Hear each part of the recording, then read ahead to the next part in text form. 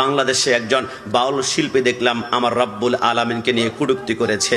আমরা অনলাইনে দেখেছি তাকে গ্রেপ্তার করা হয়েছে। হ্যাঁ, একজন আল্লাহকে নিয়ে কুটুক্তি করে গ্রেপ্তার তো হবে, সাথে এটাও গ্রেপ্তার করতে হবে যারা রোজা এবং পূজাকে একসাথে তুলনা করেছে, এদেরকে গ্রেপ্তার করা প্রয়োজন। যারা নবীকে কাউবয় বলেছে এদেরকে গ্রেপ্তার করা প্রয়োজন। যারা নবীকে সাংবাদিক বলেছে এদেরকে গ্রেপ্তার করা প্রয়োজন। খুদা পকড়ে তো ছোড়া লে মুহাম্মদ, মুহাম্মদ পকড়ে তো ছোড়া কোই নেই सकता। আল্লাহ যদি গ্রেপ্তার করে নবী আমার সুপারিশ করে করে পার করবে, কিন্তু নবীর সাথে গাদ্দারি করলে আন-নাবিয়্যু আওলা বিল মুমিনিনা মিন আনফুসিহিম, নবী হচ্ছে হাড়ে ধাক্কা লাগলে যেমন মানুষ বাঁচে না, হার্ট অ্যাটাক করে নবীর সাথে গাদ্দারি করলে ঈমান তার বাঁচবে না, কারণ ঈমানের বাড়ি হচ্ছে মদিনা। কথা বলো ঠিক না? এজন্য আমরা আজকের মাহফিল থেকে বলি, ঈমান যুবক তোমাদের ঈমান কিন্তু হুমকির মুখে। কেন বললাম জানো? দিন কায়েমের মধুর স্বপন দেখালো যে ভাইয়েরা কবর থেকে লাশ পুড়িয়ে মন্দিরে দেয় পাহারা। কথা বলো ঠিক না? মাজার ভাঙ্গে রাও কাড়ে না, দাদার বাড়ির প্রসাদ খায়, রোজা পূজা এক করে দেয়, ভোটের কাছে অসহায়। কথা বলো ঠিক না?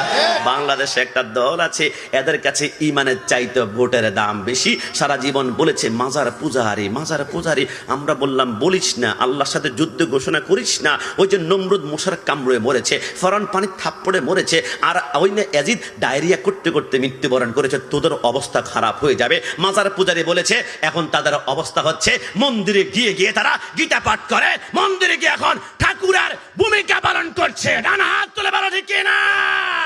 সুন্নি হচ্ছে একমাত্র জান্নাতি দল, এই কথার মধ্যে সন্দেহ। বাংলাদেশের একজন বক্তা মিজানুর রহমান আজহারি, তাকে ধন্যবাদ দিচ্ছি আজকের মাহফিল থেকে। হুজুর কেন ধন্যবাদ দিচ্ছেন? সে 1 মাস পূর্বে বলেছে আমাদের প্রত্যেককে সুন্নি ভাইদের মতো নবী প্রেমিক হতে হবে। সবাই জবান খুলে বলি মারহাবা। বুঝতে পেরেছে সুন্নিরা হকের উপর আছে, কোনো সন্দেহ নাই। আজকের মাহফিল থেকে ধন্যবাদ দিচ্ছি শেখ আহমদুল্লাহ সাহেবকে। দক্ষিণ কোরিয়া প্রোগ্রামে জিজ্ঞেস করেছিল আপনি কি শিয়া নাকি সুন্নি? উনি বলে অবশ্যই আমি সুন্নি। আমরা বলি আমরা সুন্নি বলি, তোমরা বাংলাদেশে বিদাতি আর ডলার পাওয়ার পরে তোমরা বলো সুন্নি। সুন্নিরা হকের উপর আছে, এই কথার মধ্যে কোনো সন্দেহ। ধন্যবাদ দিচ্ছি মামুনুল হক সাহেবকে। সারা জীবন বলেছে নবী মরা।